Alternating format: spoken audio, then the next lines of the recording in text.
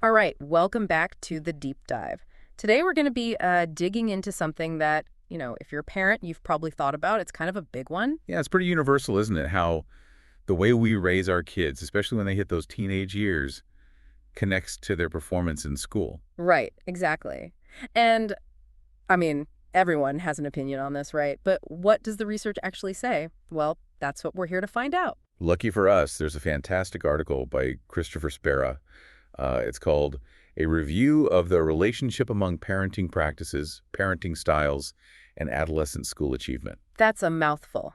But it sounds like it's exactly what we need, like a one-stop shop for getting the key findings without having to read a ton of dense academic studies. You got it. It's like Sperry did the heavy lifting for us, Yeah. compiling all these research insights into a really clear and comprehensive review. So, our mission today is to understand how what parents actually do, the specific behaviors Spera calls parenting practices, and the overall emotional environment they create at home, their parenting style, impact how their teenagers do in school.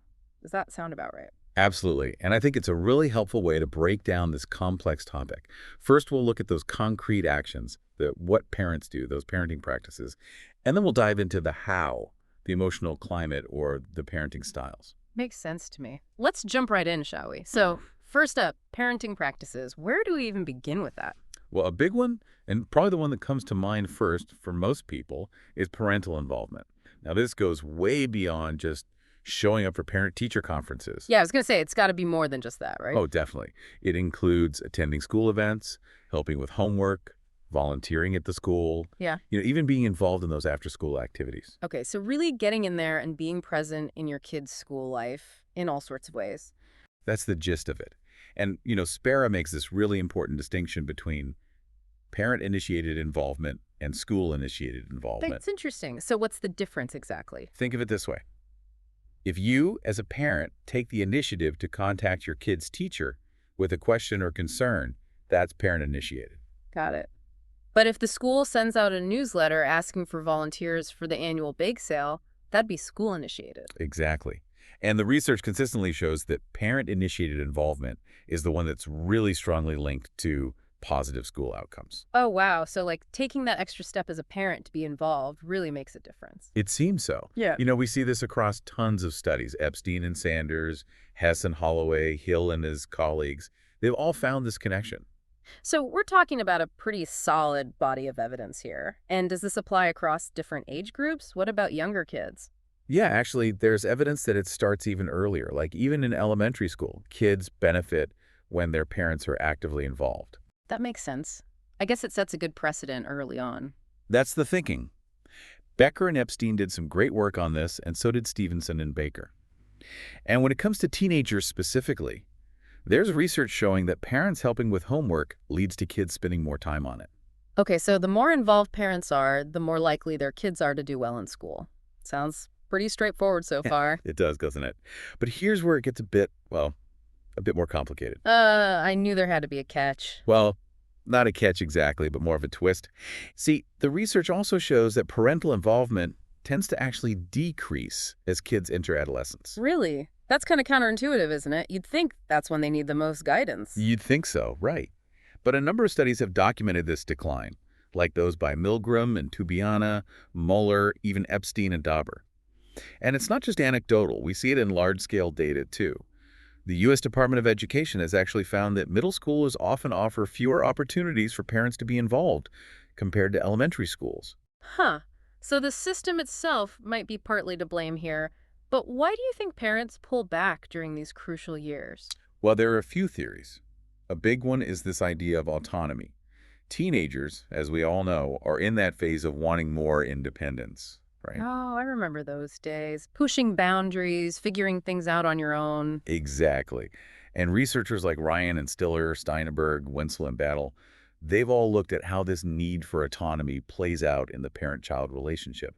And it seems that sometimes teenagers might actually see too much parental involvement as a threat to their growing sense of self. So it's like a balancing act then. You want to be there for them, but also give them space to grow. Exactly. And that kind of leads to a really interesting question. Is there an ideal level of involvement during adolescence? Like a sweet spot where it's enough to be supportive, but not so much that it becomes overbearing. Hmm, that's a tough one. It probably depends on the kid, doesn't it? Right. Every teenager is different, with their own unique temperament and personality. So what might feel like the perfect amount of involvement for one kid could be way too much for another. And I bet it also depends on the reasons behind the involvement, right? Absolutely. Yeah. Hill's research suggests that parents of kids who are struggling, maybe with behavior or academics, actually tend to stay more involved. Which kind of makes sense. If you think about it, you're more likely to step in when you feel your kid needs extra help. It's natural, but it does highlight the need to look beyond just the amount of involvement and consider the motivations behind it. Are parents involved out of a desire to control, or are they genuinely trying to nurture their child's interests and talents? And to complicate matters further, our current ways of measuring parental involvement don't always capture those nuances, do they? They don't. Hill and Taylor make a great point about this. We need more sophisticated ways to assess parental involvement that take into account these different motivations and goals. Okay, so lots to think about there. We've got this decline in involvement during adolescence, this potential sweet spot we need to find, and the need to consider the why behind the involvement. What else is there to unpack in terms of parenting practices? Well, another really important one is parental monitoring. It's about parents keeping tabs on their kids, basically, knowing what they're up to. So, like making sure they're where they're supposed to be and doing what they're supposed to be doing. Yeah, kind of, but it goes a bit deeper than that. It's about tracking their after-school activities, checking if they're completing their homework, knowing who their friends are, having a sense of their overall progress in school. Okay, so it's about being aware and informed, not just about their whereabouts, but about their overall school life. Exactly. And the research suggests that this kind of monitoring is actually associated with better outcomes for kids. For example, Muller and Kerbo found a clear link between parents who kept an eye on homework and whether kids actually completed it. That's a shocker. I would never have guessed that. Uh-huh, right. But here's the thing. Even though it seems beneficial, data from the NELS study shows that less than half of parents of teenagers actually check their homework regularly. So there's a gap between what seems to work and what's actually happening. And why do you think that is? Well, it could be a bunch of things. Remember those busy schedules we talk about? Mhm. Juggling work and family life. Oh, right. If you're working multiple jobs, it's tough to find the time and energy to be on top of everything. Absolutely. And Hill and Taylor point to that as a potential factor. Plus, just like with involvement, the reason for the monitoring probably plays a role. If you're monitoring because your kid has a history of getting into trouble, it might feel different than if you're simply trying to stay connected and involved in a positive way. Right. It's about the underlying motivation again. So we've got parental involvement and parental monitoring. What other practices come into play here? Okay, so now let's shift gears a bit and talk about something a bit more internal. Parental goals, values, and aspirations. This is about how much emphasis parents place on education and what they hope their kids will achieve. So it's like the underlying message, spoken or unspoken, about how important school and learning are. Exactly. And this stuff has a huge impact. Studies show that these parental aspirations are linked to kids setting higher academic goals for themselves. Makes sense. If your parents value education, you're more likely to see it as important too. That's the idea. And it goes even further. It's also linked to them being more persistent in their studies, taking harder classes, reaching those intellectual milestones, and even being more likely to go to college. So it's not just about wanting them to succeed, it's about instilling that value for knowledge and learning itself. Exactly. And there's tons of research supporting this. Aston Dawn and McClanahan, Crandall and his colleagues, Keyes, Pugh, they've all found these connections. Okay, so the message parents send about education matters. Now, here's something I find really interesting that Spera highlights in his review. Studies have found that African American and Hispanic parents actually often report having really high educational values and aspirations for their children. That's right. Sometimes even higher than what's reported by non-minority parents. This is consistent across several studies, like those by De La Rosa and Ma, Stevenson and his colleagues, and Wenzel. Okay, so that's fascinating. But here's the thing that doesn't quite add up. When we look at actual educational outcomes, like college graduation rates, there's a gap. Yeah, there is. And it's a gap that raises some really important questions. If these parents have such high aspirations for their kids, why aren't those aspirations translating into equal outcomes? Right, it's like there's a disconnect somewhere. What could be contributing to this? Well, Spare brings up a really critical point. It's possible that, on average, minority parents might have had fewer direct educational experiences themselves, and that can make it harder to translate those strong values into the specific day-to-day parenting practices that help kids succeed academically. Oh, I see. So it's not about lacking the desire or the high hopes for their kids. It's about potentially lacking the practical knowledge of how to best support them within the education system. That's the idea. Entwistle and Hajduk and Sagner, they've done some interesting research on this, and it really highlights the need for targeted interventions, programs that can help bridge this gap by providing minority parents with the tools and knowledge to effectively translate their aspirations into action. Right. It's about empowering parents to be active participants in their children's education, giving them the resources they need to support their kids' success. So we've covered those concrete actions, the what's of parenting. Now let's delve into the how, those parenting styles. Okay, so now we're talking about the overall emotional environment of the home, the way parents interact with their kids, how they respond to them, how they set expectations. Right. It's not just about what you do, but how you do it. And Diana Baumrein's work is really foundational in this area, isn't it? Absolutely. She identified different parenting styles based on two key dimensions: responsiveness and demandingness. Mm-hmm. Responsiveness is all about warmth, how supportive and understanding parents are. And demandingness refers to the expectations they set, the limits they put in place. Got it. So it's about finding that balance between being warm and loving, but also setting clear boundaries and expectations. Exactly. And before we dive into Baumrein's specific styles, it's worth mentioning some of the earlier research on discipline that really paved the way for her work. For example, Sears and McCoby came up with this idea of love-oriented versus object-oriented discipline. Interesting. What's the difference between those? Okay, so love-oriented discipline is all about using affection and warmth to guide behavior. It could be praising good behavior or expressing disappointment when a child makes a bad choice. The focus is on the relationship and the emotional connection.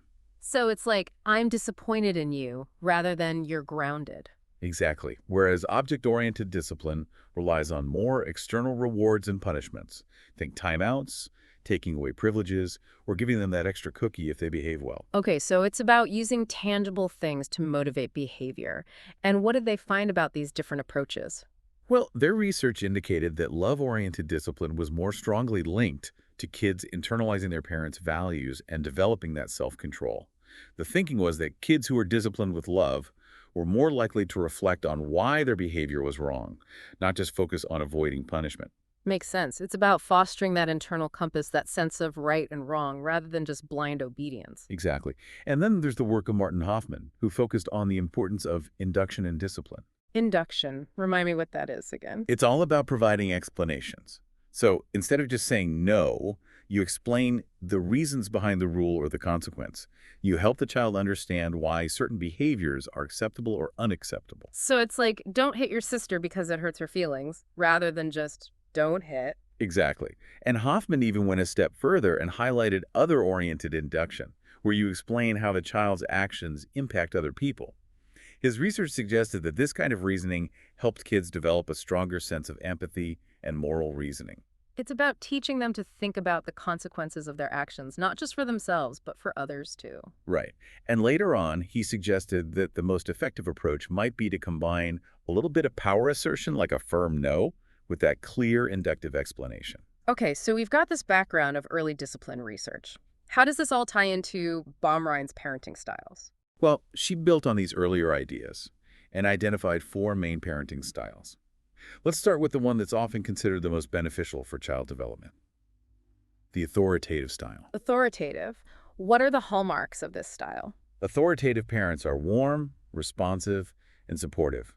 They listen to their kids, they validate their feelings, but at the same time, they have high expectations for their children's maturity and behavior. So it's not just about being their friend, it's about being a supportive guide who sets clear limits. Exactly. They communicate openly, they explain the reasons behind their rules, remember induction, and they encourage their kids to be independent.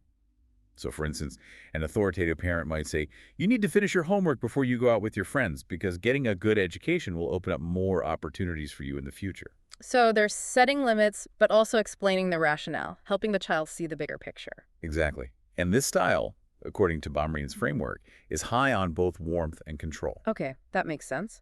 Now, what about the authoritarian style? So authoritarian parents are quite different. They're generally not as warm or responsive to their kids' needs. They're big on rules and obedience. It's very much a because I said so kind of approach. Okay, so it's more about control and less about understanding the child's perspective. Right. They might have high expectations, but they don't always explain the reasoning behind them. This style is high on control and demandingness, but low on warmth and open communication. Got it.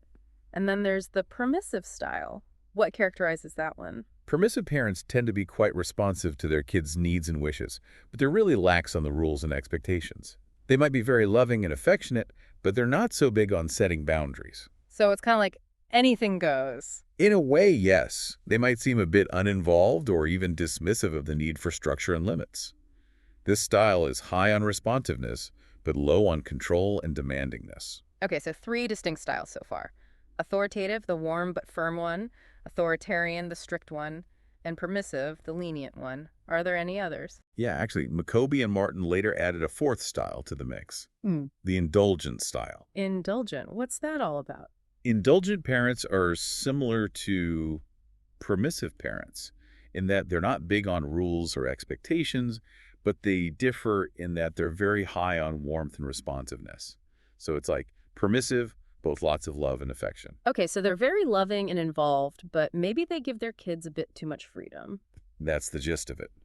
And Baumrind herself later refined this model into a two-dimensional framework, really focusing on those core elements of demandingness and responsiveness as the key differentiators. So it's all about finding that balance between setting limits and providing warmth and support. Exactly. Those two dimensions seem to capture the essence of different parenting styles and their potential impact on kids. Okay, so now we've got a good grasp on the what of parenting, those specific practices, and the how, the different parenting styles.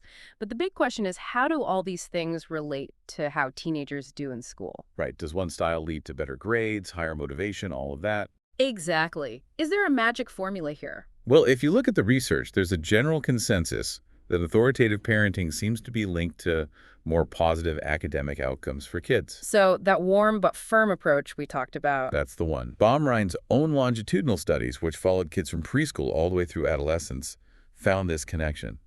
And so have many other researchers, like Dornbush, Steinberg, and their colleagues. And what about those large-scale surveys they conducted? What did those show? They consistently found that teenagers raised by authoritative parents tended to have higher GPAs, were more engaged in school, and generally had more positive attitudes towards learning. Okay, so there's a pretty strong correlation there. But what exactly is it about authoritative parenting that seems to work so well? Well, Durkin's review offers some insights. He suggests that the emotional security and support provided by authoritative parents create a foundation for kids to thrive academically. It's like they feel safe and loved, so they're more free to focus on learning. That's the idea. Plus, the explanations and reasoning that authoritative parents provide, remember that inductive discipline, it helps kids understand the value of education. It's not just about following rules blindly. It's about seeing the purpose behind it all. And that can lead to them being more intrinsically motivated, right? They're not just doing it for the grade, they're doing it because they see the value in it. Exactly. And on top of that, the open communication that's characteristic of authoritative families, that back and forth dialogue, it helps kids develop those crucial social skills. And those skills are important not just for getting along with others, but also for succeeding in school. Right, being able to communicate effectively, express your ideas, work collaboratively, those are all essential skills for learning and academic success. Absolutely. But, as with most things in life, it's not quite as straightforward as it might seem. Sparrow's review is really good at highlighting this point. Oh, here we go again. What's the catch this time? Well, it's not really a catch, more like a reminder that human behavior is complex. And what we find is that this positive link between authoritative parenting and school success isn't necessarily universal across all groups. Interesting. So you're saying that what works well for some might not work as well for others. That's right. We see inconsistencies in the findings when we start looking at different ethnic and socioeconomic backgrounds. Okay, I'm really curious to hear about this. Can you give us some examples? Sure. So for instance, Baumrind herself found back in 1972 that authoritarian parenting, that stricter approach, was actually associated with greater assertiveness in African American girls. and that was different from what she observed in white children. So the same parenting style had different outcomes depending on the cultural background. Exactly. And Dornbush and his team, they did this big study in 1987, and they found that authoritative parenting was linked to higher GPAs for white families, but not for Asian, Black, or Hispanic families. Wow, that's a pretty significant difference. It is. And here's another interesting finding from their study. Authoritarian parenting was actually negatively associated with GPA for Asian and white families, but not for Black or Hispanic families. Okay, so those are some pretty big variations. What about Steinberg's research? Did they find anything similar? They did. In their 1992 study, they found no significant connection between authoritative parenting and academic achievement or engagement for African American adolescents. Huh. So in their study, the ideal parenting style didn't seem to have the same effect for that particular group. Exactly. And here's another interesting twist. They found a stronger link between authoritarian parenting and school engagement for Hispanic kids, a finding that wasn't as strong for other groups in their study. So again, we see these differences in how parenting styles seem to relate to academic outcomes depending on the On and cultural on. context. Absolutely. And it really makes you wonder, why are we seeing these variations? What could be contributing to them? Right. If there's no one-size-fits-all approach, what are some of the factors that might be playing a role here? Well, Sparrow's review dives into two key factors: socioeconomic status, or SES, and cultural influences. Let's start with SES. Okay, so how might a family's economic situation impact this whole parenting style and school achievement dynamic? There's this really interesting study by Kelly and colleagues from 1992 that focused on low-income African-American mothers. They found that mothers with less education and single mothers were more likely to emphasize obedience and strict discipline in their parenting. Which, if you think about it, kind of aligns with that authoritarian style we talked about. Exactly. And it suggests that economic hardship and lack of resources might lead some parents to adopt a more authoritarian approach out of necessity. I can see that. If you're struggling to make ends meet, you might feel like you need to be stricter to keep your kids safe and on track. It's a valid point. Mm-hmm. And it's not just about discipline. The Value of Children study by Hoffman and colleagues also found that parents in lower status occupations were more likely to prioritize enforcing strict rules. So there seems to be a pattern here. Lower SES might be associated with a greater emphasis on control and obedience. That's what the research suggests. And it's not just about individual families. Even the U.S. Department of Education has identified SES as a major factor, contributing to lower levels of parental involvement in schools. So it's like a systemic issue as well. If schools in lower income areas have fewer resources and less parent involvement, it can create a cycle that's hard to break. Exactly. And all of this points to the idea that parents from different socioeconomic backgrounds face different challenges and have access to different levels of support. And that can impact how they parent and their ability to support their kids' education. It's about recognizing that not everyone starts on a level playing field. Absolutely. Yeah. And then there's the crucial aspect of culture. How might cultural norms and expectations shape these relationships between parenting styles and academic success? Right. We can't ignore the cultural context. What does the research say about that? There's a really insightful cross-cultural study from 1998 by Leung and his colleagues.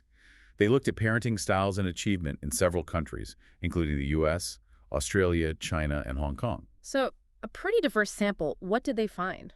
Well, they found that authoritarian parenting was generally linked to lower achievement in most countries. Which kind of supports the general idea that authoritative parenting is more beneficial. Right.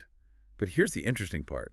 They found that in Hong Kong, authoritarian parenting was actually positively associated with academic achievement. Wow, so complete reversal of the trend. Exactly. And they also found a positive link between authoritarian parenting and achievement for parents with lower education levels in both the U.S. and Australia. Okay, so it's like the ideal parenting style can vary depending on the cultural context. What might explain that? Well, different cultures have different values and beliefs about child rearing, about the roles of parents and children, about what constitutes respect and obedience. And these cultural norms can influence how children respond to different parenting styles. So it's not about saying one culture's approach is right or wrong.